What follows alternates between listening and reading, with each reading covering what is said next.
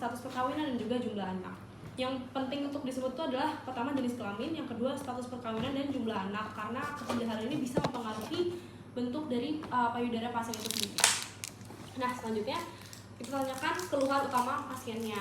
Baik ibu, ada keluhan apa? Misalnya ibunya bilang, saya ada rasa kurang nyaman di payudaranya. Terus tanyakan apakah ada benjolan, kalau misalnya ada sejak kapan, terus progresivitasnya seperti apa, apakah terasa nyeri. Terus tanyakan juga di sebelah mana bu, apakah di dua-duanya apa salah satu.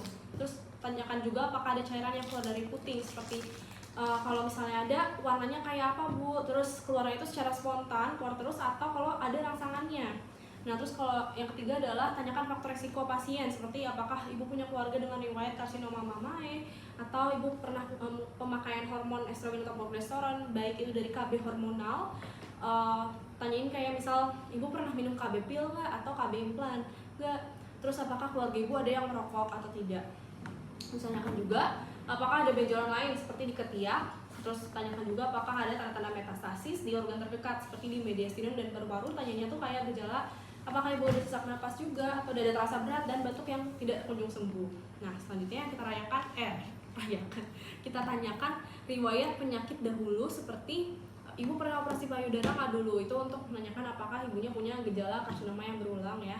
Terus apakah ibu pernah ada radiasi di daerah dada atau seperti kemoterapi atau kemoradiasi. Nah, terus kalau udah kita inform konsen, baik ibu untuk hasil analisisnya saya catat dulu ya bu. Selanjutnya saya akan melakukan pemeriksaan fisik ya bu di bagian payudara ibu, dimana yang pada saat inform konsen yang perlu kita sebutin itu ada 3 yang penting banget untuk disebut adalah yang pertama, ibu saya izin untuk melihat kita, lalu saya izin untuk meraba dan juga melakukan penekanan ya bu pada daerah payudaranya, dan ibu nanti diperlukan untuk membuka pakaian atasnya. Dan kalau misalnya dokternya laki-laki jangan sampai lupa bilang ibu boleh ditemani oleh keluarga atau ditemani oleh perawat perempuan. Nah, terus kalau udah jelaskan juga tadi tujuan pemeriksaannya untuk dapat menegakkan diagnosis ya bu. Terus abis itu apakah ibu bersedia? Oke, kalau udah bersedia boleh langsung persiapan, dimana kita siapin dulu privasi yang cukup untuk pasien. Kalau di ruangan ditutup pintunya, kalau cuma di bilik itu ditutup tirainya. Terus pastikan juga penerangannya cukup, boleh nyalakan lampunya atau boleh siapkan headlamp. Terus minta pasien untuk membuka pakaian atasnya selagi kita mempersiapkan diri mencuci tangan 6 langkah sesuai WHO. Nah, terus selanjutnya di sini kan ada pemeriksaan fisik. Buat pemeriksaan fisik ini kita sebutin aja. Jadi di pemeriksaan fisik kita periksa status generalis pasien seperti tinggi badan, berat badan, tanda-tanda vital, pemeriksaan lengkap dari kepala hingga ekstremitas bawah. Dan selanjutnya kita mulai di inspeksi terlebih dahulu atau status vokalisnya. Yaitu inspeksi di regio mamae. Ini kita duduknya berhadapan dengan pasien ya. Misalnya ibu boleh, ini ceritanya pasien udah buka pakaian atas, lalu ibu boleh tangannya diletakkan di pinggang seperti ini ya bu, kedua lengannya di samping. Terus yang kita lakukan adalah inspeksi dulu tekstur kulit payudara pasien, apakah ada penebalannya atau ada perubahan tekstur kulit, atau apakah ada retraksi kulit seperti kulitnya ada yang ketarik gitu misal. Terus apakah ada dimpling itu kayak mendelep ke dalam gitu, pokoknya dimple tapi versi di payudara. Terus habis itu apakah putingnya mengalami retraksi ke dalam gitu, misal nipolnya itu masuk gitu, atau dinilai juga kesimetrisan kontur payudaranya. Tapi yang perlu diingat pada kontur payudara ini bahwa kalau payudara perempuan itu normalnya itu nggak semua simetris. Jadi kalaupun misalnya dia nggak simetris itu bukan berarti dia ada kelainan atau keganasan. Terus tanyakan juga apakah ada ulcerasi atau tidak. Nah, selanjutnya tadi kan posisinya kayak gini, minta pasien untuk mengangkat tangannya ke atas seperti ini atau tangannya di atas kepala seperti ini. Itu juga diinspeksi dulu, disebutin ulang lagi aja yang tadi. Nah, terus kalau udah kita lanjut ke palpasi. Nah, buat palpasi ini kita palpasi dengan menggunakan telapak tangan. Terus palpasi seluruh payudaranya dimulai dari daerah puting sampai keluar.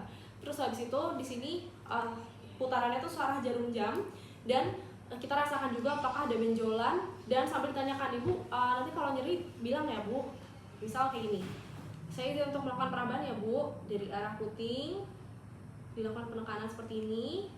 Terus kalau udah searah jarum jam kita mulai keluar. Nah, kalau misalnya nanti ada benjolan, karena ini kan manekinnya normal ya, tapi ada manekin yang emang ada benjolan di sini, terus ada juga yang tekstur kulitnya itu abnormal, itu nanti dibilangin aja. Terus habis itu kalau misalnya ada benjolan, ibu nyeri nggak bu kalau saya tekan di sini? Kalau nggak ada, ya udah. Tapi kalau ada, lakukan fiksasi pada benjolan. Misal ada benjolan di sini, fiksasi itu kita lakuin kayak cubit kecil gitu di sini buat memastikan apakah si benjolannya itu mobil atau immobil, terus permukaannya itu kasar apa halus, dan kira-kira sebesar apa ininya, benjolannya. Terus kalau udah, kita periksa juga axillary tail of spans, itu tuh kayak akar-akar yang menuju ke KGB. Jadi kan mama itu kan dikelilingi oleh banyak KGB kan, terutama di daerah si aksila ini. Jadi itu axillary of spans itu ini akar KGB, terus nanti di sini-sininya tuh banyak KGB-nya, banyak gerenjelan KGB-nya. Dan yang perlu dilakukan tuh adalah periksanya kayak gini, kayak dari akarnya sampai ke KGB, sampai ke gerenjelan KGB, terus dari sini ke sini, sini ke sini. Sebenarnya itu tuh di sekeliling payudara ada, cuman yang paling banyak tuh memang di bagian aksila. Makanya kalau dari gambar yang ditilik itu tuh posisi pemeriksaannya tuh di aksila kayak gitu, karena memang yang paling banyak ada di sini. Tapi perlu untuk diketahui aja kalau axillary tail of spans itu ada di sekitar payudara.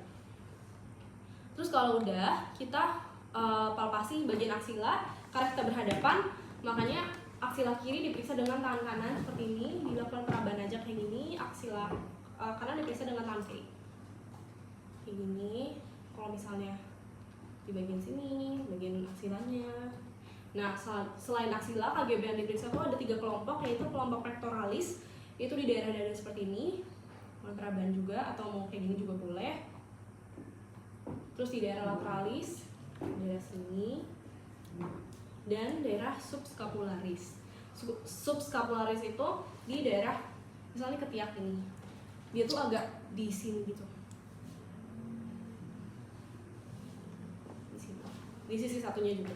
Nah, kalau udah, kita edukasi ibunya untuk melakukan pemeriksaan sadari. Di sini kita kasih aja tutorialnya. Ibu siapkan cermin dan ibu sambil berdiri. Pertama, ibu angkat tangan kayak gini, ibu lihat di payudaranya apakah ada kelainan-kelainan seperti yang kita sebutin pas inspeksi tadi. Setelah ibu tangannya kayak gini, ibu tangannya kayak gini.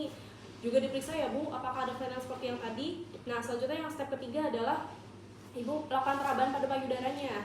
Tangannya satu diangkat, terus lakukan perabannya tuh ajarinnya kayak gini. Kayak gini tapi caranya. Pertama dari arah luar ke sini, turun, geser, naik, lurus. Geser, turun, lurus. Geser dikit, naik, lurus. Geser. Jadi kayak zigzag gitu tapi versi gini, ya gitu lah. Nah, terus kalau step keempat dilakukan peraban juga tapi sirkuler, dari luar ke dalam. Ini beda sama yang tadi kita lakuin ya, karena kalau yang kita lakuin itu dari dalam keluar, tapi kalau yang disadari ini dari luar ke dalam. Nah, selanjutnya ibu periksa apakah ada sekret atau enggak yang keluar. Misal ini tangan ibunya ya, caranya tuh gini, kayak ditekan gini, apakah ada sekret yang keluar atau tidak. Terus kalau udah, step terakhir adalah ibu sambil tiduran ya bu, terus diperiksa lagi, lakukan peraban sirkuler lagi dari luar ke dalam, apakah ada benjolan. Nah, kalau udah, kita resume pemeriksaannya, sambil kita laporin juga hasil pemeriksaannya, sambil jangan lupa hasil pemeriksaan akan dicatat di rekam medis. Nah, selanjutnya adalah pemeriksaan pap smear, di mana buat pemeriksaan pap smear ini yang dilakukan itu adalah intraoral dulu. Jadi ibu di sini saya untuk melakukan pemeriksaan pap smear ya bu, di mana dalam pemeriksaan ini nanti saya akan memasukkan spekulum atau cucar bebek ke dalam vagina ibu, terus nanti akan dilakukan istilahnya apa ya, swipe atau swab gitu pakai spatula dan juga pakai sitobrush. Dan dari konsum ya, makasih. Terus kalau udah, nanti akan diusapkan di objek gas dan nanti akan dimasukkan ke lab untuk pemeriksaan. Pemeriksaan ini tidak akan terasa tidak nyaman karena nanti akan vagina ibu akan dimasukkan cucar bebek dan lain-lainnya. Nanti itu semua dijelasin. Dan ibu perlu membuka pakaian bagian bawahnya, dan jangan lupa juga sebutin nanti akan ditemani oleh perawat perempuan dan keluarga ibu. Nah, kalau udah, pertama misalnya ibunya udah setuju, kalau udah kita siapin alat-alatnya, ada handscoon, cairan desinfektan, ada spekulum, terus ada sitobrush, ada spatula airnya ini. Sitobrush tuh yang biru, yang kayak sikat alis ini, sama kayak spatula airnya kayak gini, yang kayak kayu. Itu tuh, aduh nggak tahu lagi. Kalian udah jalan pakai ini nggak? Ini doang. Itu buat pap smear juga nggak sih kalau lihat dari ini? Iya sih. Tapi cari aman aja pakai yang ini dulu guys. Nanti sambil dari itu buat apa? Terus kalau udah, siapin juga objek gelas dan etil alkohol 95%. Kalau udah kita cuci tangan sama kasih WHO dan ibu boleh buka pakaian ibunya dan ibu berbaring di posisi letotomi ya Bu. Kalau udah kita duduk di depan pasien, pastikan posisinya sejajar. Sejajar itu maksudnya mata kita itu sejajar sama vagina ibunya. Jadi biar sama gitu.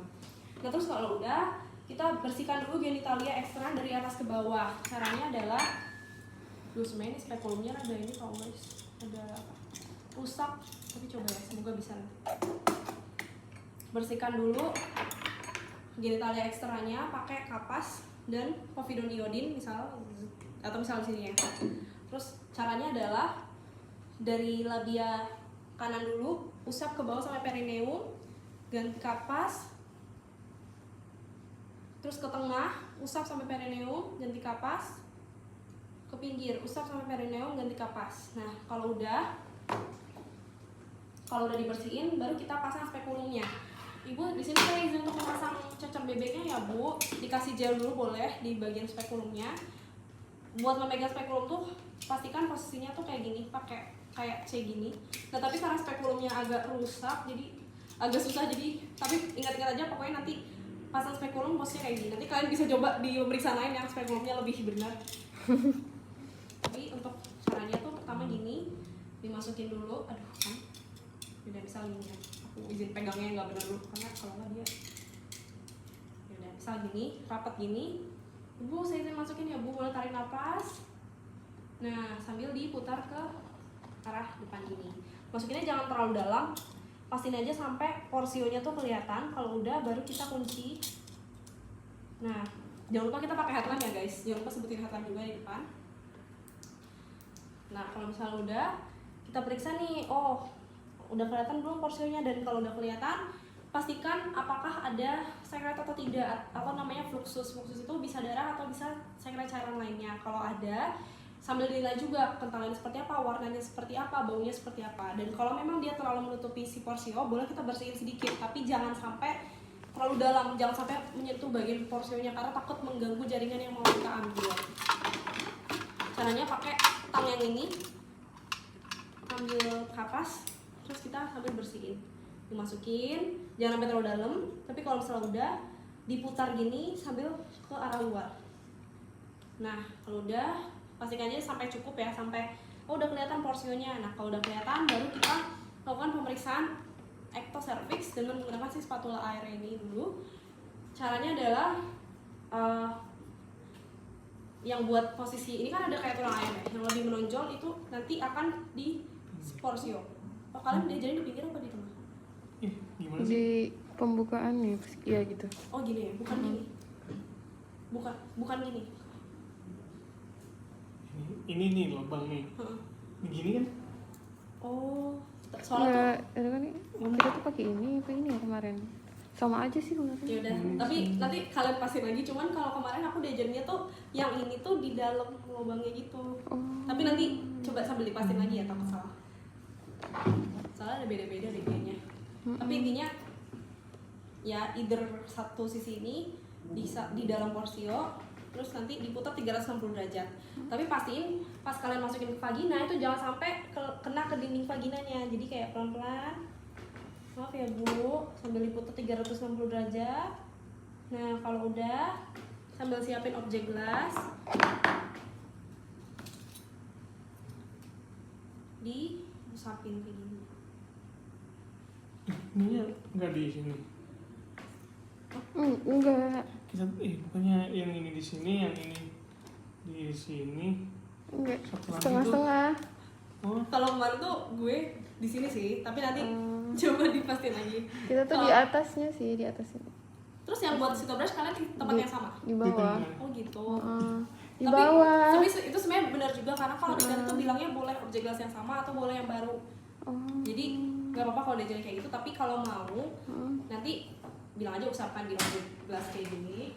Terus kalau udah, diratakan dan kalau udah disimpan dulu. Terus kalau udah kita ambil sitobrushnya sambil pakai headlamp tadi. Kalau yang ini beneran masuk ke porsionya ya guys, jadi pasti ini masuk sampai ke lubangnya.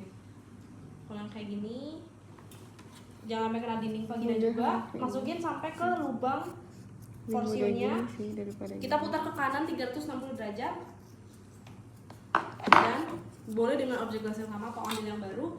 Kita kalau tadi kita di dalam muternya ke kanan, berarti waktu kita usapin muternya ke kiri sambil diratain kayak gini. Nah kalau udah di objek gasnya difiksasi di larutan etil alkohol 95% dan ditunggu 15-30 menit. Oke Bu, ini pemeriksaan sudah selesai. Ibu sorry. Setelah kita periksa ini, dilihat dulu sebelum dikeluarin spekulumnya apakah ada titik-titik perdarahan atau enggak. Kalau misalnya ada, ambil dulu kapas yang udah diselupin ke larutan desinfektan, dilihat titiknya di mana, terus kita dab, jadi ditahan gini beberapa detik di titik yang berdarah, terus kalau udah dikeluarin dan baru boleh dikeluarin spekulumnya. Tuh, nah kalau udah kita jangan lupa bilang itu pemeriksaan sudah selesai, nanti hasilnya akan diperiksa ke lab dan nanti akan saya catat dari rekam medis ya untuk tindakan lainnya. Gitu. Oke, boleh dicoba langsung aja guys.